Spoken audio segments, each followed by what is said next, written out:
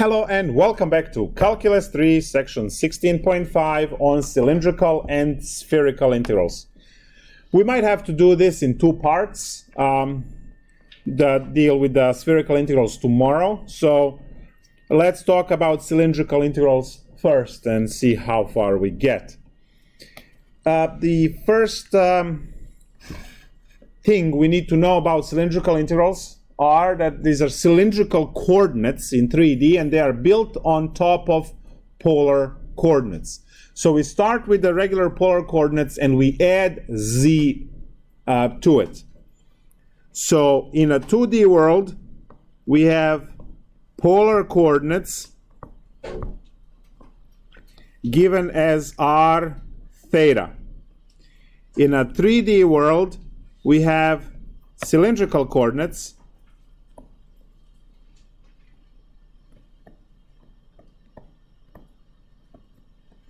given as r theta z. Now, this makes for a very easy equations. If you have a cylinder, let's say something like that, you see that the bottom has a circle with the radius r. So the full circle to go around would be 2 pi, and then you have the height z. So I hope that makes sense.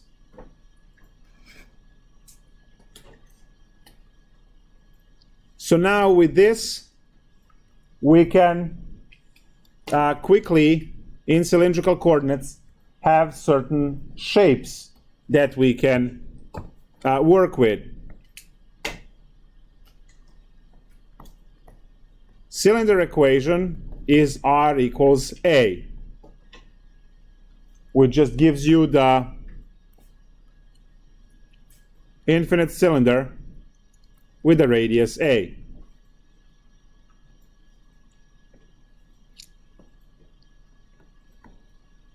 Cylinder shell is actually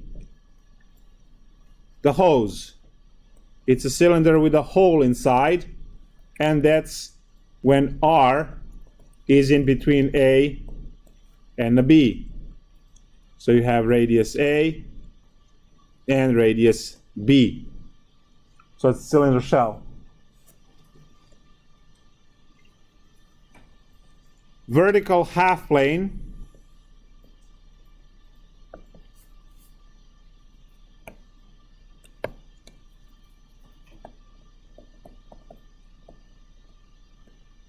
would be given as theta equals some theta 0, and that would give you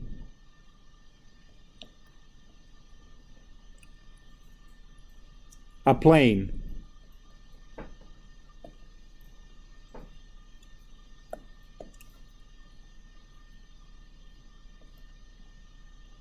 at angle theta 0.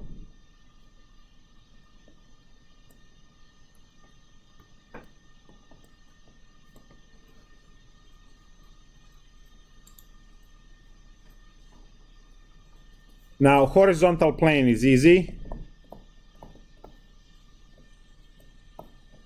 You already know z equals some z0 value.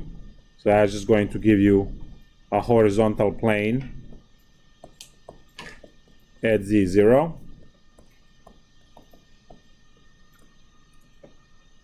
And finally, the cone.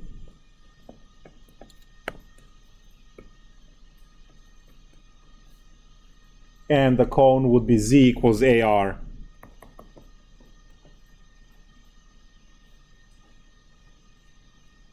So that would give you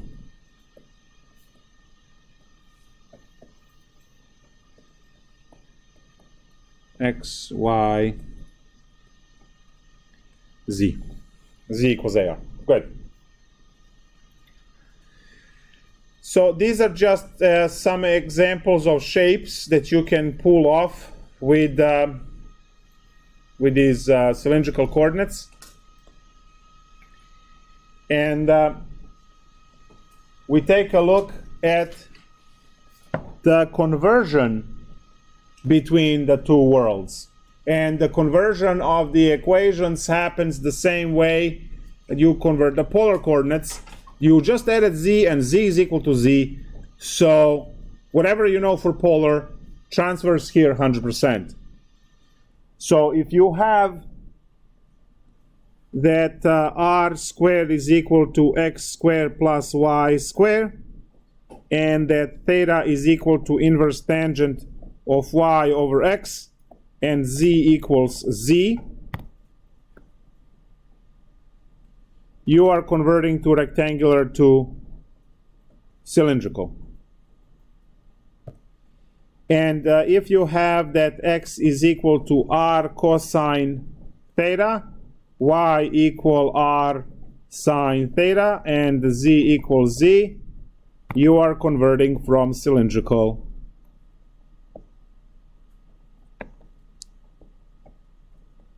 to rectangular.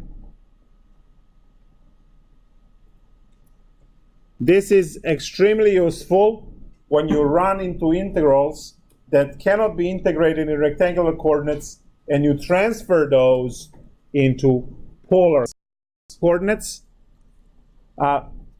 Try to not freak out until we look at all of the components of it, because it's a lot of writing, it's very intimidating, but it's actually extremely simple when you take a look piece by piece, not as a whole piece. So here's the general integral.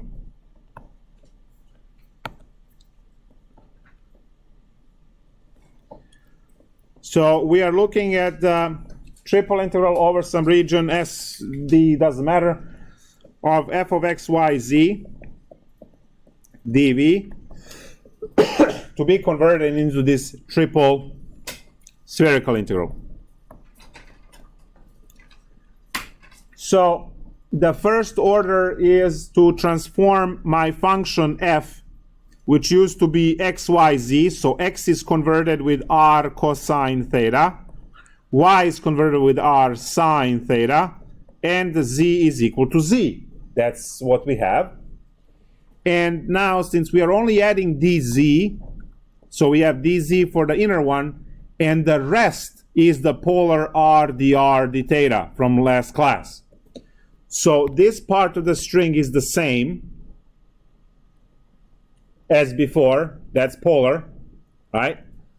And then we are just adding this dz in front because we are making it now into cylindrical. So now the whole thing over here is that cylindrical string, which you memorize as a unit. There is no changing order or anything like that. It's just a blob that you copy and paste. And guys, this is your x, this is your y, this is your z, here's your dz, and now this is the polar, which replaces your x and a y. So it's very simple.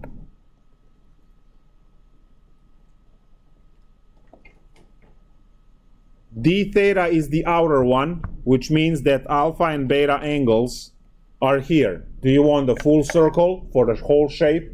Do you want a wedge out of it? You know, like a cheese wedge for those large wheels of cheese, or like a pizza slice, even though pizza is not as thick as cheese, but whatever. So alpha and beta will tell you whether you want the full circle or maybe you want just a part of it. And then we have the dr and dz. So now those are going to be functions. This is going to be g as a function of x, but it's just going to be theta in this case. So g and h as a function of theta. And then we have capital G and capital H, which are in terms of x and a y. So r cosine theta r sine theta and r cosine theta r sine theta. It looks really intimidating. It's an awesome tattoo. So if you haven't gotten anything out of Calc 3, right, you can just go this down the arm.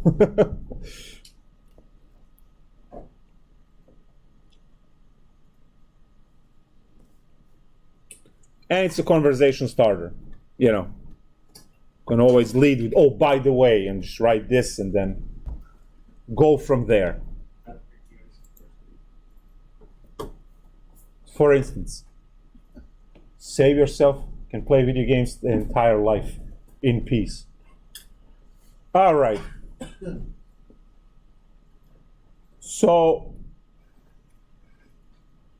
why, right? Well, certain problems cannot be integrated the way they're written, and transforming those into these would work great. The cheapest example would be, say you have a triple integral, whatever number, 0, 0, 0, 1, 1, 1, I don't care. Your problem is e to the x squared plus y squared dz dy dx. Can't be done. Right? You can't solve this problem because you need either x or y over here in order for you to do the u sub. So you can just stare at this and get nowhere, right? But then you remember that x squared plus y squared is equal to r squared. And you say, ha-ha, I can change this into polar coordinates. And if you change the integral into polar coordinates, this becomes a basic u sub problem. So these limits are terrible here, but let's just ignore limits for now. What you are going to get when you transform this is you are getting e to the r squared. And then the string over here is dz r dr d theta. You see now this r? That r goes there, and it becomes u sub. And the problem is solved like that. So it's really good to be able, in some cases, to switch. Here's another example where these integrals save your life. I'm not even going to bother with limits over here. You don't worry about limits. Let's say you have a square root of 10 minus x squared minus y squared, like this. And then again, dz, dy, dx. And you're looking at this going, no x squared, no y squared, can't do u sub, right? So you have the option of trig sub. No, right? So same deal. The first thing you do is you factor out minus, and you get x squared plus y squared in parentheses, and that becomes r squared. So now it's a triple integral of the square root of 10 minus r squared dz r dr d theta.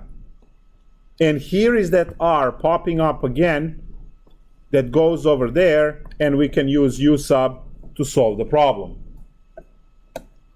So it really makes the problem easier, or possible. In this case, it's easier. In the previous case, was possible.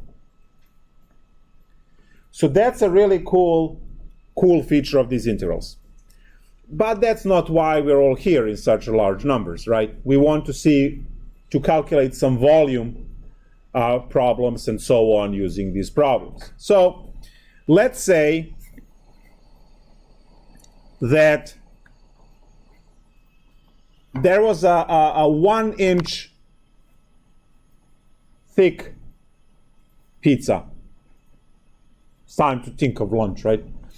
And what is the radius on a large pie? 9 inches? Sold. Okay. The expert. Love it. Thank you. I used to work at a pizzeria. Okay. Well, as much as I've been in a pizzeria, I might as be working there. But I still don't know. Okay. So thank you. So here we have a pizza pie. It's a 1 inch thick. All right, 1 inch. And it's 9 inch in a diameter. I want to know the volume of a slice.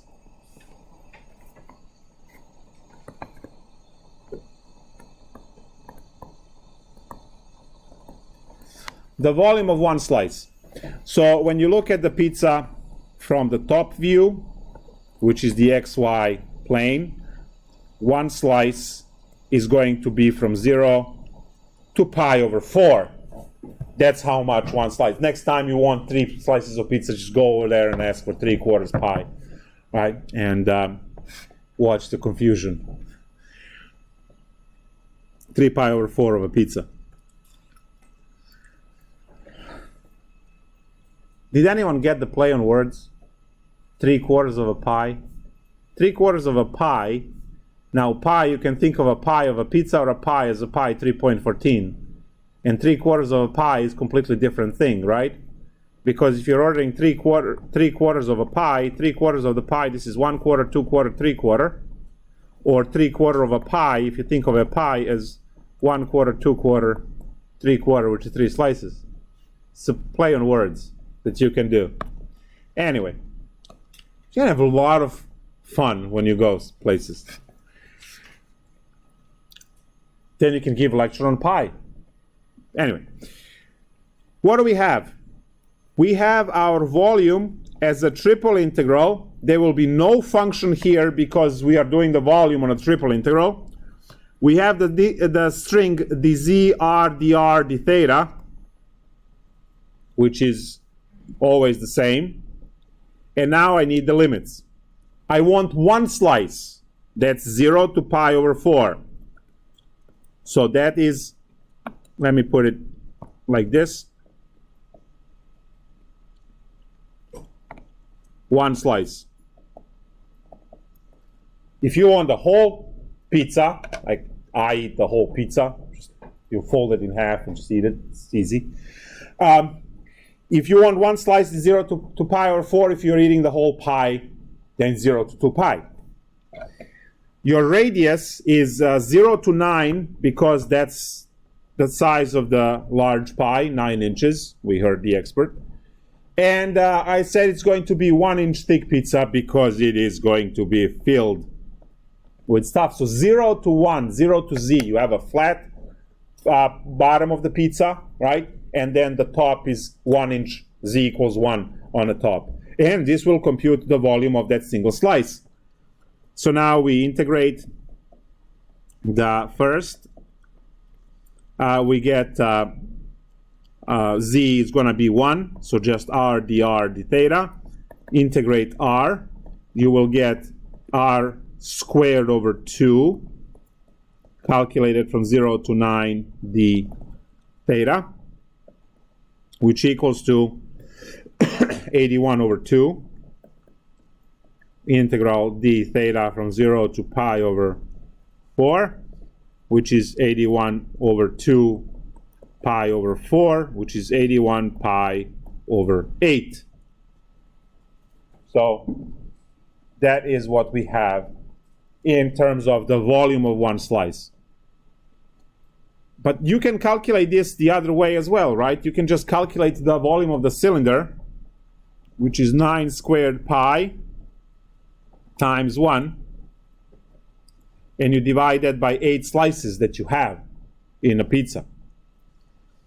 That's the volume of the cylinder, and then the bottom is 8 slices. You want 1 slice only.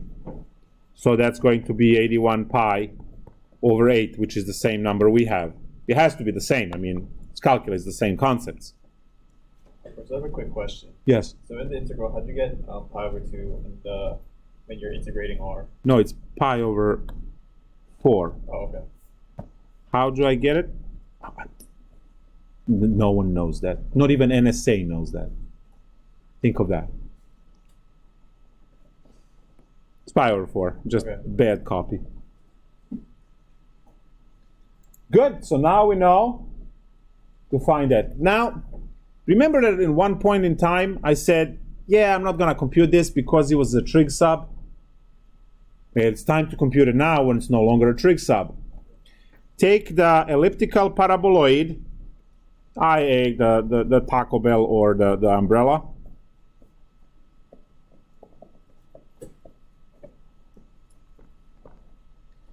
Let's say the top over here is at, we had it at 16, which means that these are positive 4 and negative 4. And it immediately means that the top surface over here, z, top, is z equals 16 minus x squared minus y squared. The bottom is z equals to 0, because it sits on the flat plane. What's the volume? So if you did this as a triple integral in dz dy dx, you were in a lot of hurt, right? Because your domain, which was xy,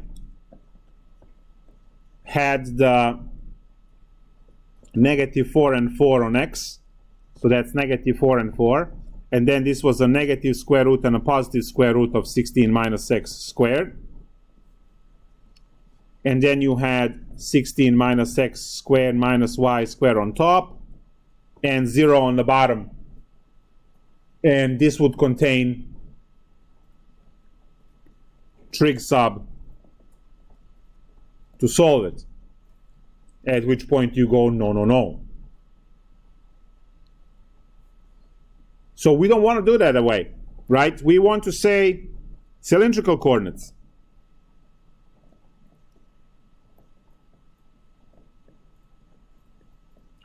You take your z equals 16 minus x squared minus y squared, and you make it into a 16 minus r squared. Because there is a conversion of x squared plus y squared is r squared. Once you have that conversion, the bottom is still z equals 0. You can quickly set up the triple integral for volume using the cylindrical coordinates. Again, we're calculating volume, no function inside. We just have dz, r, dr, d theta. Don't forget this r. It's not there for decoration. We need it. Z is 0 to 16 minus r squared. You have the, remember what I said, the bottom and the lid on a can, right? So the lid is the top function, and you have the bottom, which is resting on the floor. So 0 to the 16 minus r. R goes from 0 to 4. The fattest this object is at the bottom, where it stretches out to r equals 4. So 0 to 4. And you want the whole shape around, so 0, divide the 2 pi by that amount of slices. And now, as you can see, no trig sub, nothing special happening here. It's a quick integral to solve. 2 pi and the 4. When you integrate z, you get 16 minus r squared times r dr d theta. Double integral 0, 0, 2 pi and 4. And we have 16r minus r cubed dr d theta.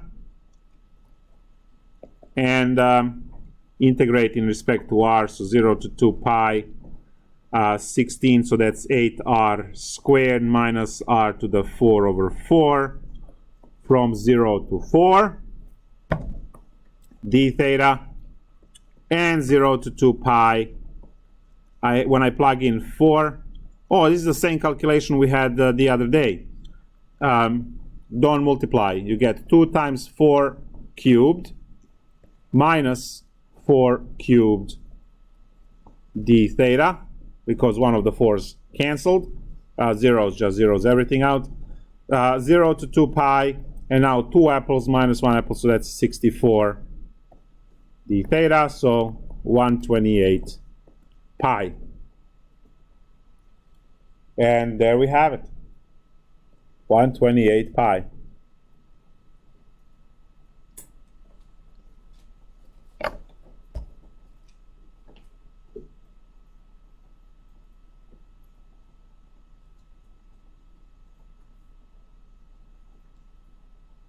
So now what I want is to take a look at the volume of the ice cream in a cone. So what you have now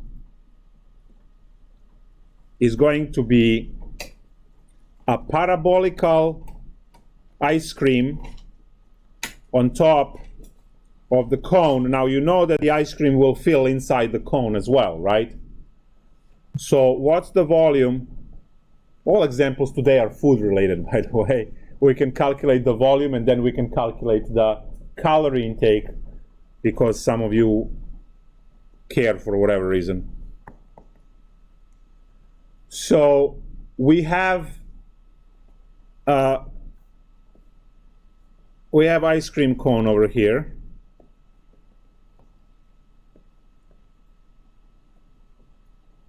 We have ice cream cone.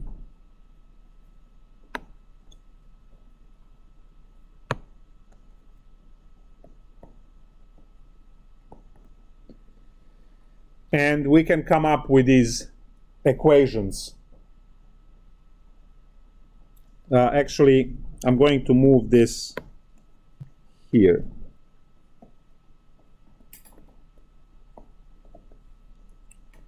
There we go. The only reason why I'm moving it is because a whole bunch of you are using pens, and then it just really messes up with your drawings. So the bottom of the cone, the bottom of the ice cream given as a cone of square root of x squared plus y squared. And the top of the cone is, let's say, z equals 12 minus x squared minus y squared. So we can calculate the volume, and now we have two functions. Guys, there is the top function here and the bottom function. Now those are going to be top and bottom limits of your integral. We quickly change these. Let's do it in blue. Yeah, I should do it red so it stands out. Into 12 minus r squared and the square root of r squared, which is just r. So these are your equations for z's. The volume is given as a triple integral cylindrical coordinates. No function here because we're looking for volume. We just have the z, r, dr, d theta. Do not forget the r. Z's bottom function is r. Top function is 12 minus r squared. Moving inside, r. Well, we have to calculate r. And you calculate r when you set these two equal to each other. And we want the full shape, so 0 to 2 pi on theta. If you wanted just a slice of it, you would cut out a wedge, 0 to pi over 4, let's say, or 0 to pi over 6. You want a half of the thing, 0 to pi. I need to set these two equations equal to each other. 12 minus r squared is equal to r, to come up with the blue limits for r. So when I solve these two equations, it will show me where the shape is the fattest, which is actually right here, which is what will give me the shadow in a domain. So when I solve this, Move everything to the right. I get r squared plus r minus 12 equal to 0. Factor these two to get r plus 4 and r minus 3 equal to 0. R equals negative 4. Nope. R is a radius, which is length, which is never negative. So that's garbage. But r equals 3 is what we need. So 0 to 3. The cone has 0 radius at the tip of the cone of the bottom. The ice cream, which is on top of the cone, also has a point on top, which is the maximum point of the ice cream. That one is also at the 0. The ice cream is the fattest when the cone, right, meets the ice cream, and that one has the radius of 3. So the radius goes from 0 out to 3. So that's why limits are 0 to 3. And now we just integrate these. So 0, 0, 2 pi, and 3. When I integrate z, I'll get 12r squared minus r dr d theta. Usually you forget to copy this r. Well, you either forget to write it in the first place, or you forget to copy it when you integrate the next time around. So please try to have those r's straight. 0, 0, 2 pi, and a 3. Then we have 12r minus r cubed minus r squared dr d theta. And now we integrate. So 0 to 2 pi. That's 6r squared minus r to the 4 over 4 minus r cubed over 3. From 0 to 3, kill me now, equals to, we have 0 to 2 pi. Now we are plugging in 3. That's 9 times, so 9 times 6, 54, minus 81 over 4, minus 9, the theta. 54 minus 9 is 45. So we have 45 times 4 over 4 minus 81 over 4 d theta 0 to 2 pi. When I integrate, I will get 45 times 4 over 4 minus 81 over 4, all of that times 2 pi. 2 will cancel the 4s, so I have 45 times 4 minus 81 over 2 times pi. There we go. That's 160, 180 minus 199 over 2.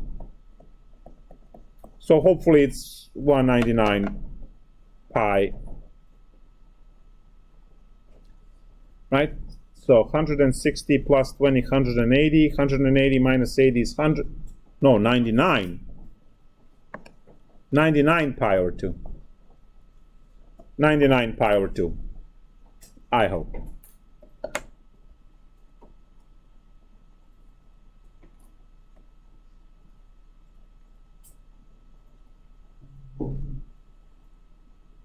And let's take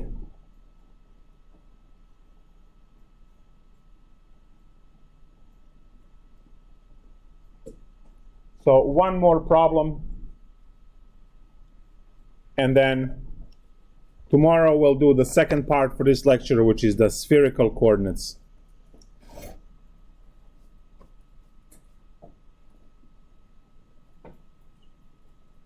So here's the question. Negative 4 to 4, negative square root of 16 minus x squared, positive square root of 16 minus x squared. The inner integral is the square root of x squared plus y squared 4 dz, dy, dx. Instructions are integrate somehow.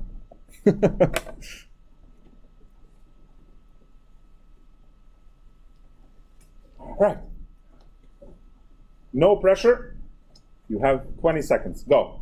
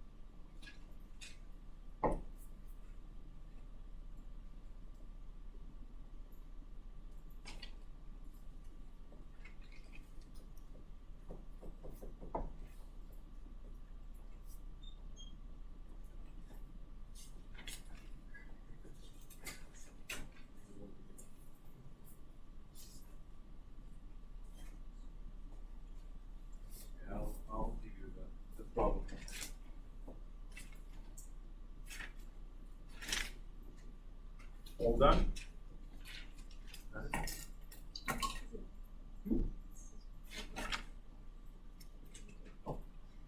Figuring.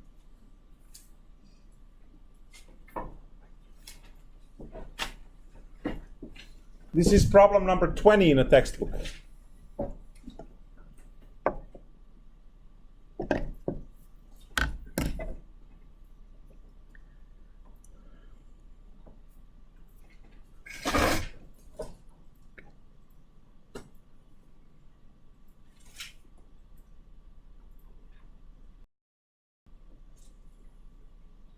So in order for us to transform this into a polar integral so we can solve it,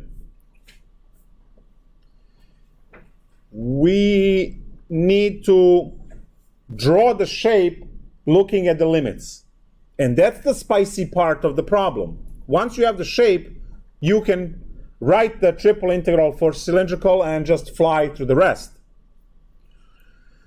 So first off, we remember the pairing, right? This goes with this goes with this, and this one with it, right? So that this much by now, if you don't know, you are in deep trouble. So we're going to take a look at these outer ones, and we immediately realize that my domain is a circle, because the top part is the positive square root, the bottom part is the negative square root. We talked about this in the last lecture when I drew that circle exploded, right, top and bottom or left and right. And we also know that this is -4 and this is +4, so there should be 16 under the square root, and there is 16 under the square root. So now I know my domain, and the z's stay unchanged. I just need to change it into r. So once I have the domain, we can quickly transform this into the triple integral dz r dr d theta. And my theta is 0 to 2 pi because they put the full circle there. And then I have the r, which is 0 to 4, because that's how fat the circle gets to be, right? 0 all the way out to 4. And then z, well, 4 is 4, that doesn't change. The bottom one changes again into square root of r squared, which is just r, so the bottom is just r. So we transform this integral that had these square roots of x squares and y squares into a joke. And now we quickly integrate 0, 0, 2 pi, and 4. When I integrate z over here, that goes from r to 4, and I have r dr d theta. D theta, there we go. So this is going to be double integral 0, 0, 2 pi, and the 4. And now I have 4 minus r times r dr d theta. More algebra. To multiply this r, we get 4r minus r squared dr d theta. And now we integrate r, gives us 2r squared minus r cubed over 3 from 0 to 4 d theta. 0 to 2 pi. When I plug in 4, that's 16, that's 32. Minus, when I plug in 4, is 64 over 3 d theta. So it becomes 32 minus 64 over 3 times 2 pi.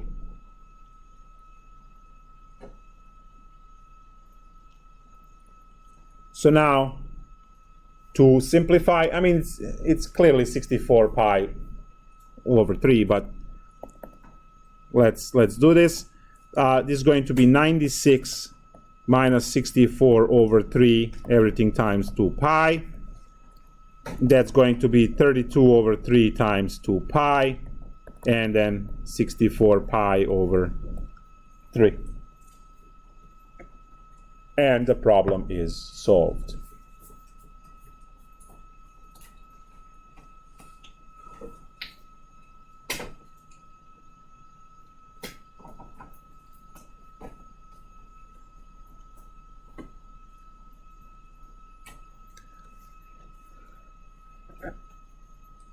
I know I said the last problem, but then I lied. I'm going to actually pose now a question. We're not solving this problem. This is more of a you thinking. So this is one of the skill problems.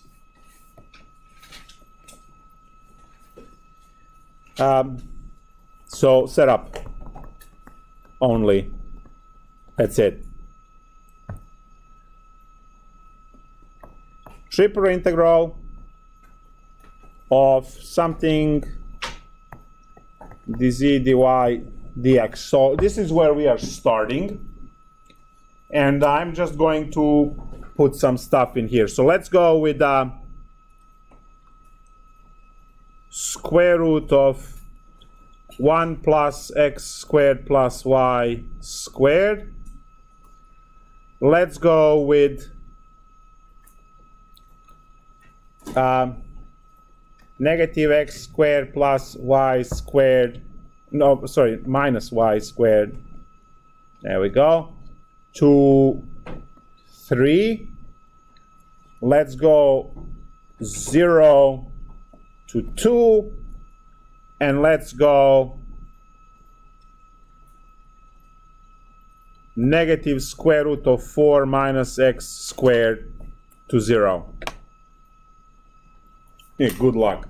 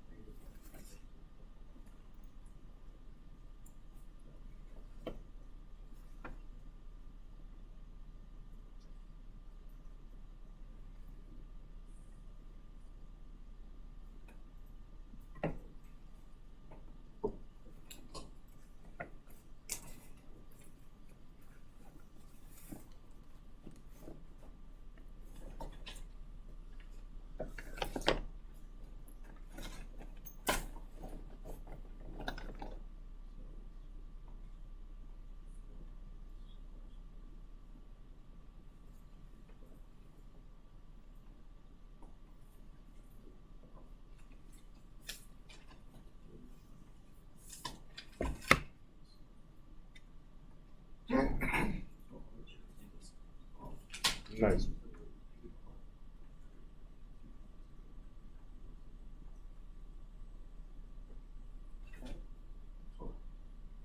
Got it? Got it.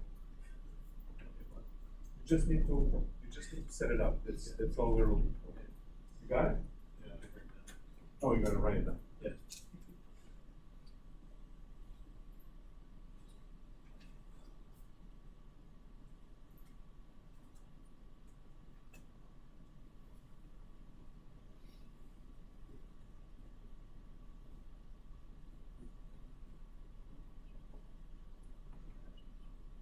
It's okay to talk to others. Check your work, reasoning.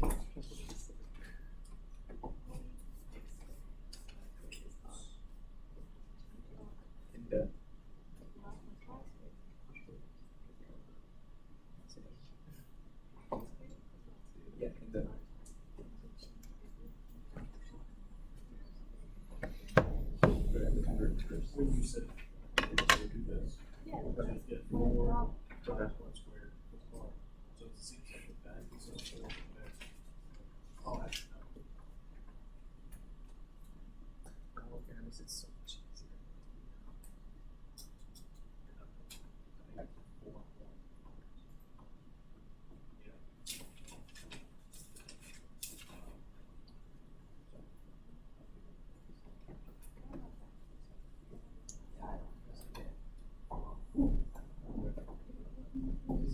Okay.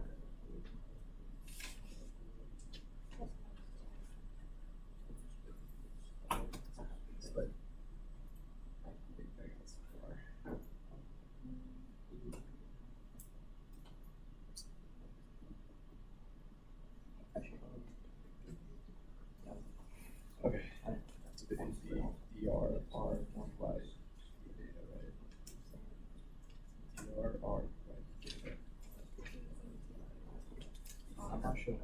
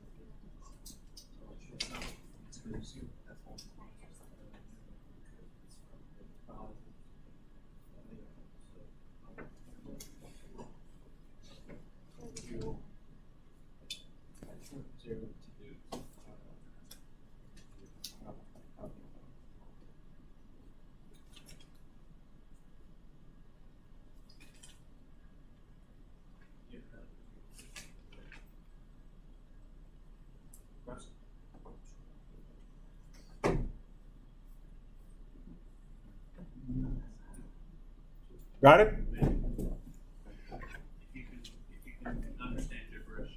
Well, we read gibberish. Okay. So 0 to 2, that's easy. 0 to negative 2. Negative 1.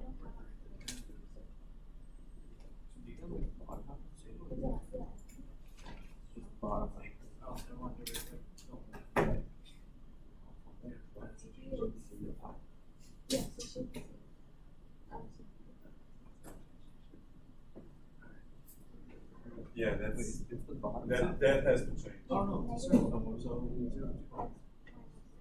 Right? Yeah. No. See, I have those zeros everywhere. Those zeros do something to the circle, right? Does it flip in the direction? You can't flip a direction of a circle. Yeah, but I'm saying you're going. All right, so let's take a look at this and then head to lunch.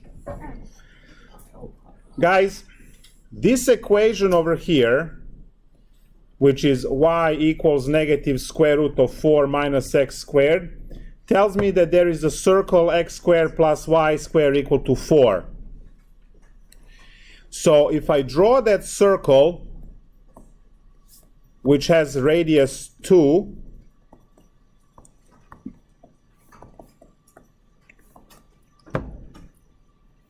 it's a good start. Now, we go back to our limits and say, my x is between 0 and 2. Because x is between 0 and 2, so x is between 0 and 2, that would kill this and this. Bueno? So now x is between 0 and 2. So these two parts are not with us anymore. Then you go to y. And y, nice one, is stuck between negative square root of 4 minus x squared and 0. Aha. So I don't even have the top part of the circle. So this one over here kills this.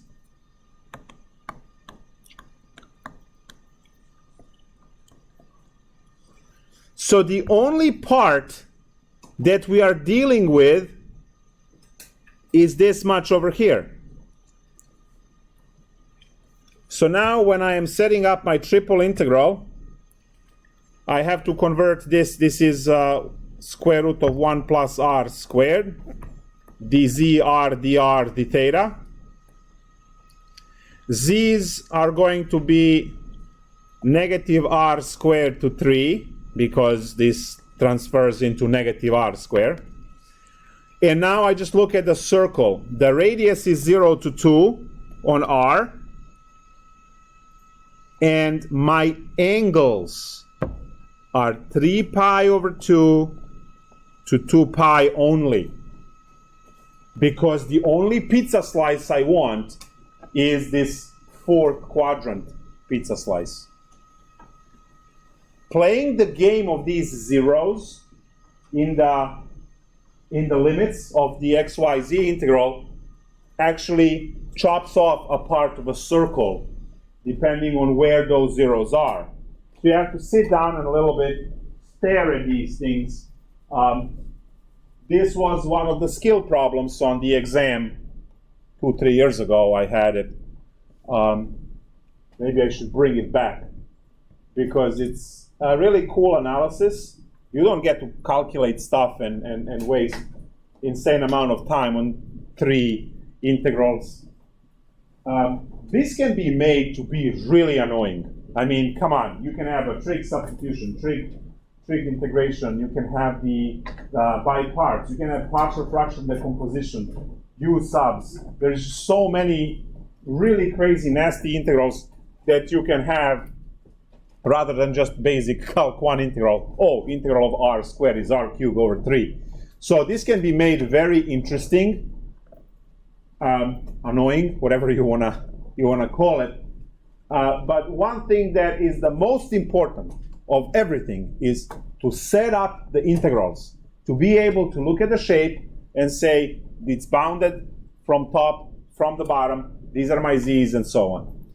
Tomorrow we'll do the second part of this lecture and then move on to the last 2 sections of the chapter. You said you set your exam to be on Wednesday, so the first quiz starts tomorrow morning. I will see you all tomorrow, hopefully in larger numbers.